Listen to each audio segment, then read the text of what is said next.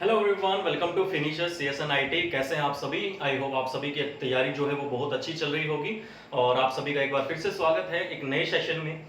इस सेशन से दोस्तों हम जो शुरुआत कर रहे हैं वो कंप्यूटर को कुछ इस तरीके से पढ़ने की शुरुआत कर रहे हैं। जैसा कि आपको दिख रहा होगा, ऑपरेटिंग सिस्टम का टॉपिक जो है वो हमारा स्टार्ट हो रहा है कंप्यूटर का। ऑपरेटिंग सिस्टम एक ऐसा टॉपिक है दोस्तों जो आपका HSSC की तैयारी कर रहे हैं, चाहे SSC की तैयारी कर रहे हैं, चाहे आप बैंकिंग की तैयारी कर रहे हैं या फिर आप कॉलेज यूनिवर्सिटी एग्जाम्स की तैयारी कर रहे हैं, वहां पे हर एग्जाम में आप लोगों को एक से दो क्वेश्चन ऑपरेटिंग सिस्टम से देखने को मिल जाते हैं।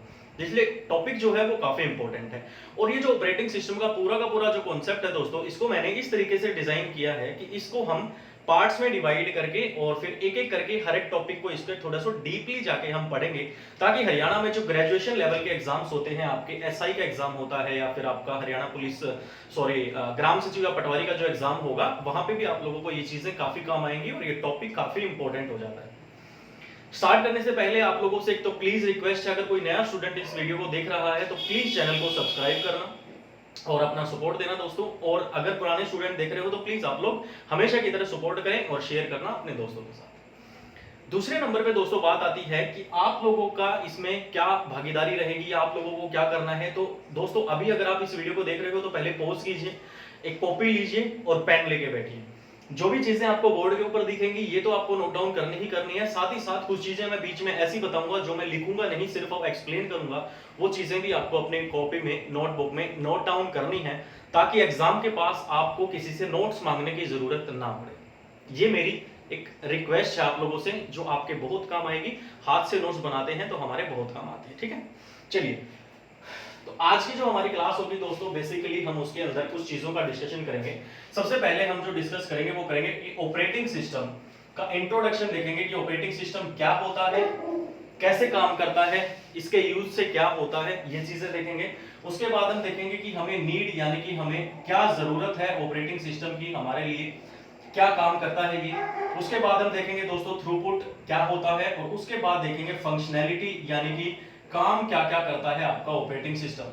तो ये क्लास आप लोग मान सकते हैं ऑपरेटिंग सिस्टम का जो टॉपिक है उसकी एक इंट्रोडक्शन क्लास मान सकते हैं। आज की इस क्लास से आप लोगों को एक ओवरव्यू मिलेगा कि जो ऑपरेटिंग सिस्टम होता है हमारे सिस्टम के अंदर, कंप्यूटर के अंदर, वो काम कैसे करता है और क्या क्या चीजें उसके पास होती हैं और वो कैसे कैसे चीजों को हैंडल करता है। इन सारी चीजों के बारे में हम डिस्कस करेंगे। तो सबसे पहले अगर हम डेफिनेशन की बात करें, एक जनरल डेफिनेशन आप लोगों ने सुनी होगी कि जो ऑपरेटिंग सिस्टम होता है वो बेसिकली करता क्या है, वो यूजर और जो आपका हार्डवेयर होता है, यूजर और हार्डवेयर के बीच में एक इंटरफेस प्रोवाइड करवाता है। ये आपकी किताबी डेफिनेशन है जो किताब में लिखी होती है, लेकिन हमें इस डेफिनेशन को अगर समझना है तो हमें इस ग्राफ या फिर जो पिक्चर मैंने बनाई हुई है, इस पिक्चर के हिसाब से आपको समझ में आएगा। यहां पे मैंने यूजर्स को डाला हुआ है, यूजर 1, यूजर 2 और n नंबर्स ऑफ यूजर्स हैं जो सिस्टम को यूज कर रहे हैं, अलग अलग सिस्टम्स को यूज कर रहे हैं। सबसे पहले यूजर के पास क्या होती है, सबसे पहले यूजर यूज करता है एप्लीकेशन को, यानी कि हम जब आप कंप्यूटर को यूज करते हैं, जिसने भी लैपटॉप का कभी यूज किया होगा, कंप्यूटर का यूज किया होगा, या फिर आप जो भी बातें मैं बता रहा हूं इसको आप मोबाइल से रिलेट करके भी समझ सकते हैं, क्योंकि मोबाइल भी हमारा एक डिवाइस ही होता है, एक तरह का कंप्यूटर ही होता है जो चीजें हमें आउटपुट में देता है। मोबाइल में भी हम क्या करते हैं, यूजर यानी कि कौन दोस्तों, यूजर यानी कि हम यूज करते हैं कंप्यूटर को। तो यूजर, हमने एप्लीकेशंस को यूज किया और हमारे, और जैसे ही हमने एप्लीकेशंस को यूज किया, हमारे और हार्डवेयर के बीच में एक इंटरफेस बना, जो किसने बनाया, ऑपरेटिंग सिस्टम ने बनाया। यानी कि यूजर और हार्डवेयर के बीच में एक इंटरफेस की तरह काम करता है हमारा ऑपरेटिंग सिस्टम। कैसे, देखो एप्लीकेशन का मतलब क्या है, जैसे आप लोगों ने सुना होगा MS वर्ड मान लो, आप MS एक्सेल मान लो, या फिर कोई भी किसी भी तरह की मीडिया एप्लीकेशन यूज कर रहे हो, आप गानों के लिए यूज कर रहे हो, वीडियोस के लिए, मूवी के लिए, कोई भी एप्लीकेशन आप यूज कर रहे हो। मोबाइल के अंदर आप व्हाट्सएप यूज करते हो, फेसबुक यूज करते हो, या मोबाइल की कोई भी एप्लीकेशन आप यूज करते हो। तो आपका इंटरेक्शन किसके साथ होता है, आपका इंटरेक्शन होता है एप्लीकेशन के साथ, और आप जो भी कमांड देते हो वो किसको देते हो, एप्लीकेशन को देते हो। हम डायरेक्ट तो ऑपरेटिंग सिस्टम के साथ हम बात नहीं करते हैं, हमारा काम तो एप्लीकेशन के ऊपर होता है। हम वर्ड का यूज करते हुए डॉक्यूमेंट बना के जैसे ही प्रिंट की कमांड देते हैं, तो जब वहां से डायरेक्ट कमांड हमारी कहां से, यहाँ पे देखो हार्डवेयर में हमारे पास क्या होते हैं दोस्तों, इनपुट डिवाइस, आउटपुट डिवाइस, हमारा CPU होता है, हमारा RAM होता है। Input output devices, input device की हेल्प से हम क्या करते हैं, इनपुट देते हैं हमारे सिस्टम को, और मान लो जो एप्लीकेशन का हम यूज कर रहे हैं और इनपुट डिवाइस की हेल्प से हमने क्या किया, कंट्रोल पी दबाया, अंदर एप्लीकेशन का हम यूज कर रहे थे कंप्यूटर के अंदर एमएस वर्ड का, कंट्रोल पी दबाया, प्रिंट की कमांड गई, प्रिंट होके हमारे पास आ गया। लेकिन हमने यहाँ पे क्या किया दोस्तों, यहाँ पे डायरेक्ट हमने सिर्फ यहाँ से सीधी कमांड दे दी और हमें कुछ और चीज करने की जरूरत नहीं पड़ी। वो और चीज क्या है, आप लोगों को पता होगा कि जो ऑपरेटिंग सिस्टम होता है इसको सेट ऑफ प्रोग्राम्स भी बोला जाता है। ऑपरेटिंग सिस्टम को सेट ऑफ प्रोग्राम्स बोला जाता है, और ऑपरेटिंग सिस्टम जो होता है दोस्तों वो सिस्टम सॉफ्टवेयर होता है। जैसा कि आप लोगों को पता भी होगा कि सिस्टम सॉफ्टवेयर को हमने दो कैटेगरीज में बेसिकली सिस्टम सॉफ्टवेयर को हम डिवाइड करते हैं। एक हमारा ऑपरेटिंग सिस्टम होता है और एक हमारे लैंग्वेज ट्रांसलेटर्स होते हैं, जिसके बारे में आप लोगों ने सुना भी होगा, जिसमें आपका कंपाइलर, इंटरप्रेटर और असेंबलर आता है, ये चीजें होती हैं। तो देखिए ऑपरेटिंग सिस्टम को यहाँ पे सेट ऑफ प्रोग्राम्स जो बोला गया, यानी प्रोग्राम्स का एक समूह या प्रोग्राम्स का एक सेट, इसको क्यों बोला गया, इस चीज को समझने की कोशिश भी करते हैं साथ ही साथ। मान लो अगर आपके सिस्टम के अंदर सिर्फ एप्लीकेशंस हैं और सिर्फ आपके पास हार्डवेयर है, इनपुट डिवाइस सीपीयू रैम है आपके पास, और आपके पास आपका सिस्टम है, एप्लीकेशंस हैं और आप यूजर आप हैं, लेकिन आपके पास ऑपरेटिंग सिस्टम नहीं है। तो जब आपके पास ऑपरेटिंग सिस्टम नहीं है तो फिर आपको आपके हार्डवेयर के अंदर अगर कोई भी काम करना है, कोई भी इंस्ट्रक्शन देना है, या कोई भी अगर आउटपुट हमें चाहिए होता है, तो हर चीज के लिए हमें क्या लिखने पड़ेंगे दोस्तों, हर एक टास्क के लिए हमें अलग अलग प्रोग्राम्स लिखने पड़ेंगे। चाहे फिर आपको वो प्रिंट निकलवाना है, चाहे फिर आपको कोई फाइल एंड फोल्डर ओपन करना है, कोई नई फाइल क्रिएट करनी है, कोई नया फोल्डर बनाना है, हर काम के लिए, हर टास्क के लिए आपको प्रोग्राम्स लिखने पड़ेंगे। जब आप प्रोग्राम्स लिखेंगे तो आपके हार्डवेयर के अंदर जो है वो आपका इंस्ट्रक्शन जाएगा और फिर आपका आउटपुट मिलेगा। लेकिन यहाँ पे हमारे पास एक फैसिलिटी होती है जिसको ऑपरेटिंग सिस्टम बोला जाता है। वो सभी के सभी प्रोग्राम्स जो हमें लिखने की जरूरत पड़ती अगर ऑपरेटिंग सिस्टम नहीं होता तब, लेकिन अब ऑपरेटिंग सिस्टम है तो हमें वो प्रोग्राम्स लिखने की जरूरत नहीं है। इसीलिए ऑपरेटिंग सिस्टम को क्या बोला जाता है, सेट ऑफ प्रोग्राम्स बोला जाता है। और इसी वजह से हम एप्लीकेशंस का यूज करते हैं, यूजर्स एप्लीकेशंस का यूज करते हैं, और हमारे पास जो हार्डवेयर होता है, हमारे हार्डवेयर के साथ हम कम्युनिकेशन कर पाते हैं, बातचीत करके आउटपुट ले पाते हैं, सीपीयू हमारा प्रोसेस कर पाता है, रैम के ऊपर हम काम कर पाते हैं, इनपुट आउटपुट डिवाइसेस का यूज कर पाते हैं। कैसे, बीच में क्योंकि हमारे पास क्या होता है दोस्तों, ऑपरेटिंग सिस्टम होता है। तो ये थी हमारी कि ऑपरेटिंग सिस्टम बेसिकली होता क्या है। दूसरी बात आती है, देखो वीडियो को आप लोगों को पूरा देखना पड़ेगा दोस्तों, किसी भी कॉन्सेप्ट को छोड़ मत देना, कोई भी चीज स्किप मत कर देना, क्योंकि जो चीज आप स्किप करोगे वही चीज एग्जाम में आती है। ये बात नोट करने की है, आप लोगों को पता भी होगा। दूसरी बात करते हैं नीड, यानी कि हमें क्या जरूरत पड़ी ऑपरेटिंग सिस्टम की, क्या बेसिकली ऑपरेटिंग सिस्टम हमारे लिए करता है। देखो दोस्तों, आप लोगों ने हमेशा देखा होगा कि नॉर्मली जो हमारे पास जो ऑपरेटिंग सिस्टम होता है, बेसिकली हमारे पास विंडोज ऑपरेटिंग सिस्टम होता है, जो कि माइक्रोसॉफ्ट कंपनी का होता है, इतना हम लोगों को पता है। और जनरली जो है विंडोज ही हमारे सिस्टम में, या फिर आप किसी दोस्त, आपने किसी अपने दोस्त के लैपटॉप का यूज किया होगा या किसी और सिस्टम को यूज किया होगा, कंप्यूटर यूज किया होगा, तो आप लोगों को पता होगा कि जनरली जो है वो विंडोज ही यूज किया जाता है। आज के टाइम के हिसाब से अगर देखा जाए तो कम से कम 96% वर्ल्ड वाइड जो है वो कौन सा ऑपरेटिंग सिस्टम यूज किया जाता है, विंडोज ऑपरेटिंग सिस्टम यूज किया जाता है। क्योंकि मेन बात क्या होती है कि ऑपरेटिंग सिस्टम की जो नीड होती है, जो जरूरत होती है, और जो इसका सबसे मेन पर्पस जो होता है ना ऑपरेटिंग सिस्टम का, वो होता है दोस्तों कन्वीनियंस प्रोवाइड करवाना। कन्वीनियंस का मतलब क्या होता है, हमारे लिए कन्वीनियंस क्या होता है कि भाई हमारे लिए कोई चीज आसान हो जाए। बोलते हैं ना कि भाई मेरे लिए कोई कन्वीनियंट सा वो दिखा दे, कन्वीनियंट मेरे लिए कन्वीनियंट, मुझे कोई ऐसा काम दो जिसमें मुझे कन्वीनियंस हो, मुझे आसानी हो, आरामदायक, इस तरीके से आप समझ सकते हो। तो ऑपरेटिंग सिस्टम क्या प्रोवाइड करवाता है, कन्वीनियंस प्रोवाइड कराता है। किसको कन्वीनियंस प्रोवाइड करवाता है, यूजर को कन्वीनियंस प्रोवाइड करवाता है, यूजर को आसानी प्रोवाइड कराता है ताकि यूजर इन एप्लीकेशंस का और सिस्टम का, हार्डवेयर का आसानी से यूज कर पाए।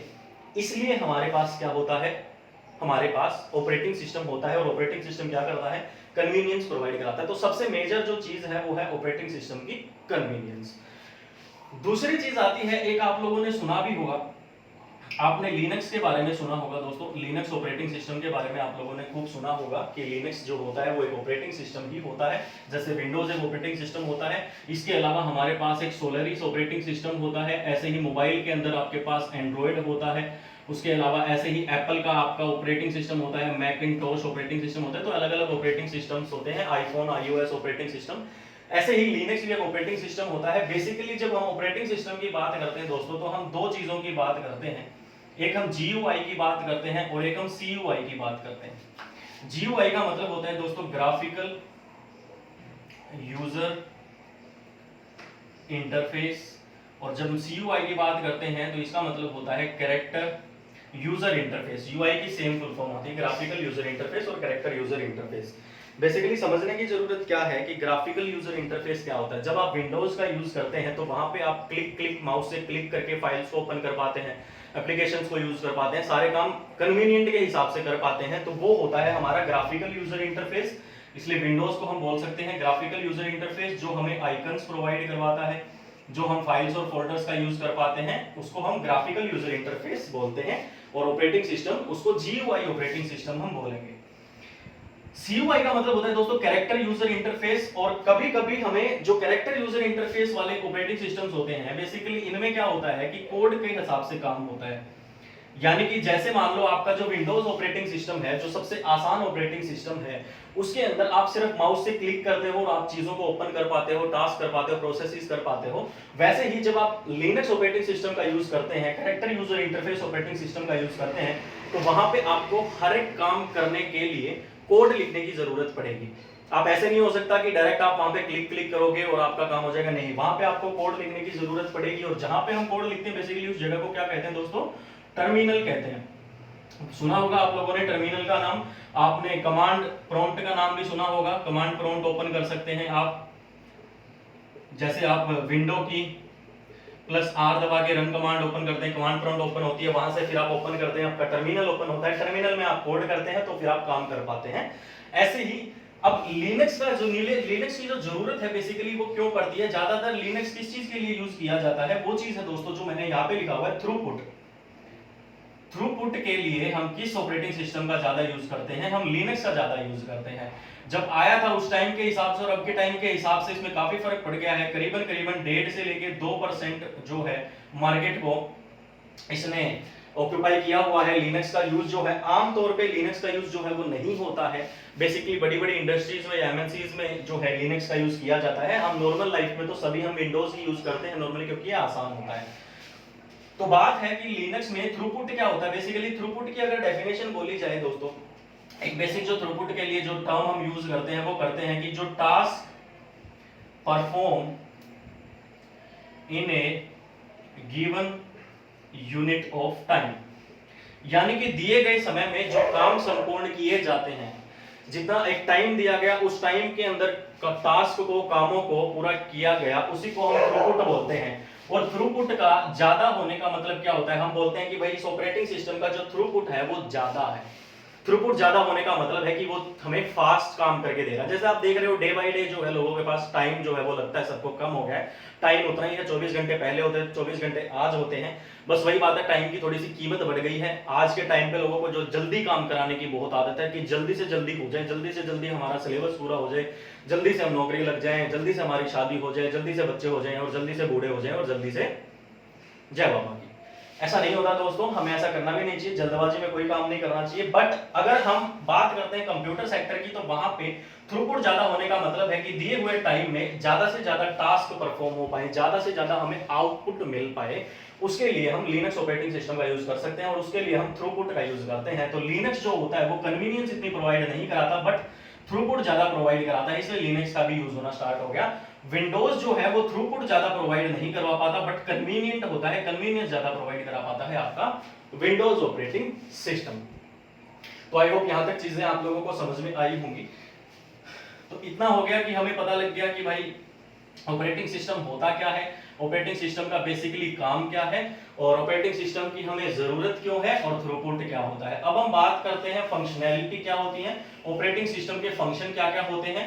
अभी हम फंक्शंस का सिर्फ ओवरव्यू लेंगे, फिर हम ऑपरेटिंग सिस्टम के हर एक फंक्शन के ऊपर सेपरेट वीडियो बनाएंगे। सेपरेट लेक्चर में आप लोगों को ऑपरेटिंग सिस्टम के फंक्शंस के बारे में मैं डिटेल से बताऊंगा। सबसे पहले अगर हम बात करें दोस्तों, जो ऑपरेटिंग सिस्टम का जो काम होता है वो होता है दोस्तों रिसोर्स मैनेजमेंट।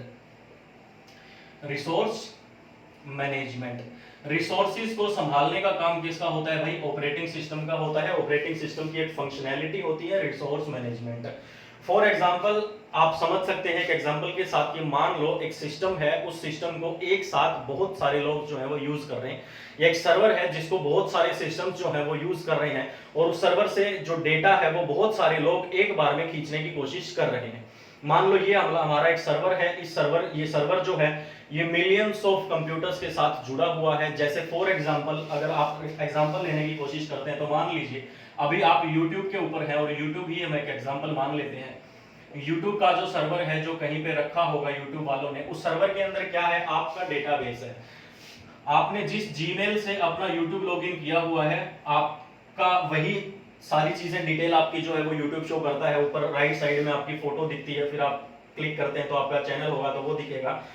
तो ऐसे ही बहुत सारे करोड़ों यूजर, लाखों यूजर जो हैं वो एक साथ YouTube के सर्वर को यूज करते हैं।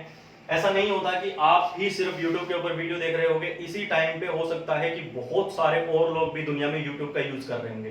तो YouTube का जो सर्वर है वो एक सर्वर मान लो पता नहीं कितने लाखों लोगों के लिए उन्होंने उस एक सर्वर को असाइन किया होगा, कितने सारे डिवाइसेस के लिए। तो इतने सारे डिवाइसेस जब एक साथ डेटा फैच करने की कोशिश करते हैं तो वहां पे जो ऑपरेटिंग सिस्टम होता है उसका काम होता है तो इन सारे रिसोर्सेज को वो मेंटेन करके रखे, सारे रिसोर्सेज को टाइम टू टाइम जब भी जिसको जिस डेटा की जरूरत होती है उसको वो चीज वो प्रोवाइड कराए। तो इसलिए सबसे पहली जो फंक्शनैलिटी होती है ऑपरेटिंग सिस्टम की दोस्तों वो क्या होती है? रिसोर्स मैनेजमेंट होती है। रिसोर्सेज को संभालने का काम किसका होता है? ऑपरेटिंग सिस्टम का होता है। दूसरी अगर हम बात करें दोस्तों ऑपरेटिंग सिस्टम की, तो दूसरा आता है दोस्तों इसमें प्रोसेस मैनेजमेंट। प्रोसेस मैनेजमेंट का काम, प्रोसेस क्या होती है भाई? जैसे मान लो आप लोग इनपुट देते हैं अपने सिस्टम को, हमने इनपुट दिया, वो सिस्टम में जाने के बाद, अंदर जाने के बाद ऑपरेटिंग सिस्टम के पास इंस्ट्रक्शंस गए, ऑपरेटिंग सिस्टम ने सीपीयू तक इंस्ट्रक्शंस पहुंचाए और सीपीयू ने क्या किया? प्रोसेस करना स्टार्ट किया। तो सिस्टम के अंदर हमारे द्वारा दिए गए निर्देशों का जो प्रोसेस होता है उस प्रोसेस को संभालने का काम भी किसका होता है? ऑपरेटिंग सिस्टम का ही होता है। फॉर एग्जांपल आप लोगों ने सुना होगा, हमने बात की थी दोस्तों शेड्यूलिंग के बारे में, हम बात कर चुके हैं अपने लेक्चर्स के अंदर कि भाई सीपीयू शेड्यूलिंग के बारे में हम बात कर चुके हैं। इसके अंदर हमारे पास एक पार्टीशनिंग होता है, एक हमारे पास इसमें जो होता है राउंड रोबिन शेड्यूलिंग होता है। इसके बारे में हम डिटेल से आगे बात करेंगे, इनके बारे में हम पहले भी थोड़ा बहुत पढ़ चुके हैं, बट इसमें थोड़ा सा मैं बता देता हूं कि राउंड रोबिन शेड्यूलिंग या फिर टाइम शेयरिंग शेड्यूलिंग बोलते हैं राउंड रोबिन शेड्यूलिंग। तो बेसिकली सीपीयू शेड्यूलिंग का मतलब क्या होता है कि सीपीयू को, जो सीपीयू काम करेगा, जो टास्क सीपीयू परफॉर्म करेगा, जो आउटपुट या प्रोसेसिंग जो सीपीयू करेगा और हमें आउटपुट देगा, उसके लिए सीपीयू को टाइम अलॉट किया जाता है ऑपरेटिंग सिस्टम के द्वारा कि उसको ये काम इतनी देर में करना है, ये काम उसको इतनी देर में करना है। बेसिकली वही चीजें होती हैं कि जो प्रोसेस होती है सीपीयू की, या अंदर जो हमारी प्रोसेस एग्जीक्यूट हो रही होती है और जो हमें आउटपुट मिलता है उसको संभालने का काम भी किसका होता है? ऑपरेटिंग सिस्टम का ही होता है। इसके बाद प्रोसेसर मैनेजमेंट या प्रोसेस मैनेजमेंट के बाद दोस्तों जो बात आती है वो हमारी डिवाइस मैनेजमेंट की बात भी आती है। डिवाइस मैनेजमेंट के बाद दोस्तों हमारे पास इसमें मेमोरी मैनेजमेंट की बात भी आती है। मेमोरी मैनेजमेंट के बाद इसके बाद हमारे पास स्टोरेज मैनेजमेंट की बात भी आती है। अब स्टोरेज मैनेजमेंट और मेमोरी मैनेजमेंट आप लोग समझ रहे होंगे कि ये दोनों एक ही चीज होती है, ऐसा नहीं होता दोस्तों। मेमोरी जो होती है उसके लिए जो वर्ड यूज किया जाता है वो किया जाता है टेम्परेरी, और स्टोरेज के लिए जो शब्द यूज किया जाता है वो किया जाता है दोस्तों परमानेंट। ये फर्क होता है। जैसे हस्बैंड वाइफ का जो रिलेशन होता है वो परमानेंट रिलेशन होता है, और जो जीएफ बीएफ वाला रिलेशन आप लोग जानते होंगे वो कैसा होता है? टेम्परेरी बेसिस पे होता है। ऐसे ही कंप्यूटर की मेमोरी जो होती है वो टेम्परेरी होती है, और जो स्टोरेज होती है वो परमानेंट होती है। स्टोरेज में हमारे पास हमारी हार्ड डिस्क ड्राइव आ जाती है दोस्तों, एक्सटर्नल सेकेंडरी मेमोरी आ जाती है। टेम्परेरी में हमारे पास क्या आ जाता है? हमारी मेन मेमोरी या फिर हमारे पास रैम और रोम जो आप जानते हैं वो टेम्परेरी बेसिस पे आ जाता है। तो जो हमारा ऑपरेटिंग सिस्टम होता है वो हमारी मेमोरी का मैनेजमेंट तो करता ही करता है। मेमोरी मैनेजमेंट में जब हम आगे मेमोरी मैनेजमेंट को आगे अच्छे तरीके से पढ़ेंगे डिटेल में, तो वहां पे हम लोग देखेंगे कि मेमोरी के अंदर हमारे पास क्या क्या चीजें होती है, कैसे कैसे मेमोरी को मैनेज किया जाता है। इसके बाद जो हमारा सबसे पहले, इससे पहले हम एक डिवाइस मैनेजमेंट के बारे में डिस्कस करते हैं कि डिवाइस के अंदर कैसे कैसे मैनेजमेंट होती है। पूरे के पूरा जो हमारा डिवाइस होता है उसको मैनेज करने का काम भी किसका होता है? ऑपरेटिंग सिस्टम का ही होता है। मेमोरी में आप लोग देखोगे वर्चुअल मेमोरी क्या होती है, कैसे कैसे हमारा जो ऑपरेटिंग सिस्टम होता है वो हमारी मेमोरी को छोटे छोटे पार्ट्स में डिवाइड कर देता है, छोटे छोटे चंक्स में डिवाइड कर देता है, उन्हीं को एक्चुअली क्या बोला जाता है, एक्टिव सेट बोला जाता है, पेजेस बोला जाता है। ये सारी चीजें आप वर्चुअल मेमोरी के अंदर समझेंगे। उसके बाद बात कर रहे थे हम कि मेमोरी मैनेजमेंट का काम होता है, तो मेमोरी मतलब रैम को दिए गए इंस्ट्रक्शंस, रोम को दिए गए इंस्ट्रक्शंस, या फिर जो मेमोरी के ऊपर जितना भी हमारा काम होता है, रजिस्टर्स का काम होता है, हमारे पास कैश मेमोरी का काम होता है, इन सभी की मैनेजमेंट संभालने का काम किसका होता है, ऑपरेटिंग सिस्टम का ही होता है। स्टोरेज मैनेजमेंट की बात करी जाए तो आपकी जो एक्सटर्नल हार्ड ड्राइव होती है, या फिर यहाँ पे जो आपके फाइल्स और फोल्डर्स होते हैं, जैसा कि आपने सुना भी होगा, फाइल सिस्टम जो आपका होता है, एनएफएस फाइल सिस्टम होता है, नेटवर्क फाइल सिस्टम होता है, इन सारे सिस्टम जो हम एक एक करके इनके बारे में डिटेल से बात करेंगे जब हम स्टोरेज मैनेजमेंट में बढ़ेंगे। तो स्टोरेज के अंदर हमारे जितने भी files, folders, images, videos, movies वगैरह, हमारा जितना भी डेटा पड़ा है उसको मैनेज करने का काम भी कौन करता है, हमारा ऑपरेटिंग सिस्टम ही उसको मैनेज करने का काम करता है। तो ये कुछ फंक्शनैलिटी होती है ऑपरेटिंग सिस्टम की, जिसमें आपके रिसोर्सेज की मैनेजमेंट करने का काम ऑपरेटिंग सिस्टम करता है, प्रोसेस मैनेजमेंट का काम ऑपरेटिंग सिस्टम करता है, डिवाइस की पूरी मैनेजमेंट ऑपरेटिंग सिस्टम करता है, मेमोरी मैनेजमेंट हमारा ऑपरेटिंग सिस्टम करता है, और हमारी स्टोरेज की मैनेजमेंट भी कौन करता है, ऑपरेटिंग सिस्टम ही करता है। मेमोरी टेम्परेरी होती है, स्टोरेज जो होती है वो हमारी परमानेंट होती है। तो अगर हम 1 मिनट का अगर रिवीजन करें कि हमने क्या क्या देखा है दोस्तों, तो सबसे पहले हमने देखा था कि ऑपरेटिंग सिस्टम जो होता है वो एक इंटरफेस प्रोवाइड करवाता है यूजर्स के बीच में और हार्डवेयर के बीच में। हम यानी कि यूजर्स जो होते हैं वो हार्डवेयर को अच्छी तरीके से यूज कर पाते हैं एप्लीकेशंस के थ्रू। हम सीधा यहाँ पे वर्ड, एक्सेल, पावर पॉइंट वगैरह यूज करते हैं, और हमारे जो इंस्ट्रक्शंस होते हैं वो जाते हैं हमारे हार्डवेयर के पास, और फिर हमें आउटपुट वापस से मिलता है यहाँ पे। वो सारी चीजें किसकी वजह से हो पाई, ऑपरेटिंग सिस्टम की वजह से ही हो पाई। फिर हमने देखा था कि ऑपरेटिंग सिस्टम का जो मेजर काम होता है वो क्या होता है, कन्वीनियंस प्रोवाइड करवाना, जैसे कि विंडोज ऑपरेटिंग सिस्टम। फिर हमने देखा कि ग्राफिकल यूजर इंटरफेस और कैरेक्टर यूजर इंटरफेस में क्या डिफरेंस होता है। कोड वगैरह करने के लिए हम लिनक्स का यूज कर लेते हैं, टर्मिनल का यूज कर लेते हैं लिनक्स के अंदर, या फिर नॉर्मल अगर हमें यूज करना होता है तो हम विंडोज ऑपरेटिंग सिस्टम का ही यूज करते हैं। 95% के आसपास जो वर्ल्ड वाइड यूज किया जाता है ऑपरेटिंग सिस्टम, वो आपका विंडोज ऑपरेटिंग सिस्टम ही होता है। उसके बाद हमने देखा कि थ्रूपुट क्या होता है, गिवन टास्क जो काम दिए होते हैं वो गिवन टाइम में कंप्लीट हो जाते हैं, पर यूनिट टाइम में कंप्लीट हो जाते हैं, उसको हम क्या बोलते हैं, थ्रूपुट बोलते हैं। अगर थ्रूपुट ज्यादा है इसका मतलब वो ऑपरेटिंग सिस्टम ज्यादा यूजफुल है, थ्रूपुट कम है इसका मतलब उस ऑपरेटिंग सिस्टम पे आप ऑफिशियली ज्यादा हैवी काम नहीं कर सकते हैं, नॉर्मल चीजों के लिए उसको यूज कर सकते हैं। उसके बाद हमने देखा कि फंक्शनैलिटीज क्या क्या होती है ऑपरेटिंग सिस्टम की, कैसे तो ऑपरेटिंग सिस्टम हमारे सिस्टम की प्रोसेस को मैनेज करता है, कैसे हमारे सारे रिसोर्सेज को मैनेज करता है, कैसे हमारी मेमोरी को मैनेज करता है, सीपीयू शेड्यूलिंग क्या होती है, राउंड रोबिन शेड्यूलिंग क्या होती है।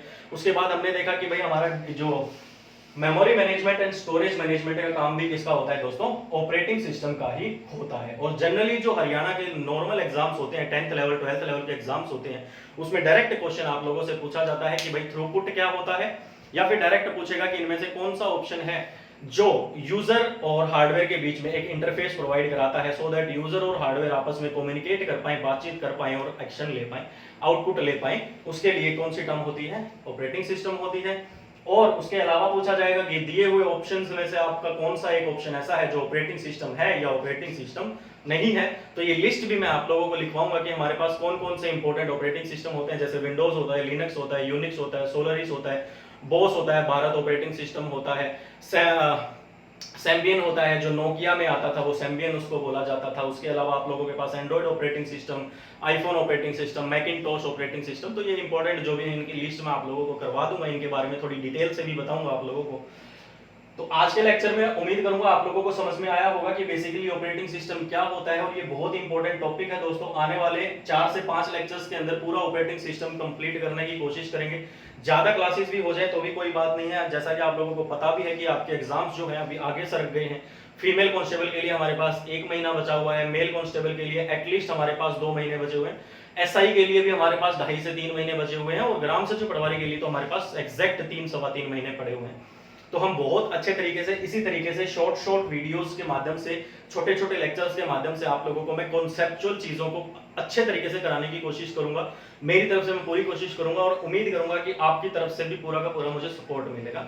इसलिए वीडियो कैसा लगा, लेक्चर कैसा लगा, आप लोगों को कोई डाउट है या नहीं समझ में आया हो, जो भी है आपके सुझाव है या फिर अप्रिशिएशन है आपका, वो कमेंट करके आप मुझे जरूर बताइएगा। और प्लीज अगर नए हैं तो चैनल को एक बार सब्सक्राइब कर दें, अपने दोस्तों के साथ शेयर करें एंड सपोर्ट करते रहें। So thank you so much, मिलते हैं नेक्स्ट लेक्चर में दोस्तों। इसके पार्ट 2 में मिलेंगे ऑपरेटिंग सिस्टम के, और जो इसकी हमने फंक्शनैलिटीज देखी हैं उनको एक एक करके अब हम डिस्कस करेंगे और सारी चीजों को बिल्कुल डिटेल से करेंगे। चलिए, थैंक यू सो मच दोस्तों देखने के लिए वीडियो। मिलते हैं नेक्स्ट लेक्चर में, तब तक के लिए टेक केयर, बाय बाय, जय हिंद, जय भारत।